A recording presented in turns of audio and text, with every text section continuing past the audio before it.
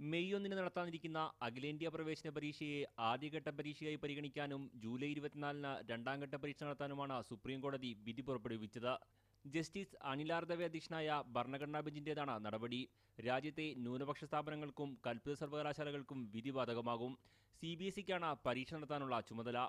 തമിഴ്നാട്, ആന്ധ്രാപ്രദേശ്, തെലങ്കാന എന്നിവ ഉൾപ്പെടെ 6 സംസ്ഥാനങ്ങളും സ്വകാര്യ മാനേജ്മെന്റുകളും ഏകീകൃത പ്രവേശന പരീക്ഷയ്ക്കെതിരെ എതിർപ്പറിയിച്ചിരുന്നു. സംസ്ഥാനങ്ങളുടെ സംവരണ മാനദണ്ഡങ്ങൾ അട്ടിമറിക്കപ്പെടും, ഏകീകൃത സിലബസ് ഇല്ലാതെ നടത്തുന്ന പരീക്ഷ വിദ്യാർത്ഥികൾക്ക് നീതി നിഷേധിക്കപ്പെടും എന്നീ വാദഗതികളാണ് ഇവർ ഉയർത്തിയത്. എന്നാൽ ഇത് സുപ്രീംകോടതി അംഗീകരിച്ചില്ല. ഇതോടെ കേരളം ഉൾപ്പെടെയുള്ള സംസ്ഥാന സർക്കാരുകൾ നടപ്പിലാക്കിയ പ്രവേശന പരീക്ഷകൾ അസാധുവായി. മെയ് 1 നടക്കുന്ന പ്രവേശന പരീക്ഷയിൽ 6.5 ലക്ഷം വിദ്യാർത്ഥികളും രണ്ടാംഘട്ട പരീക്ഷയിൽ 2.5 ലക്ഷം വിദ്യാർത്ഥികളും പരീക്ഷ എഴുതും. സെപ്റ്റംബർ 30-നകം പ്രവേശന നടപടികൾ പൂർത്തിയാക്കണം. MBBS, BDS കോഴ്സുകളിലേക്ക് ഏകീകൃത പ്രവേശന പരീക്ഷ നടത്താൻ തയ്യാറാണെന്ന് CBSE, medical council of India, കേന്ദ്ര സർക്കാർ എന്നിവർ ബുധനാഴ്ച സുപ്രീംകോടതിയെ അറിയിച്ചിരുന്നു. മീഡിയ 1, ഡൽഹി.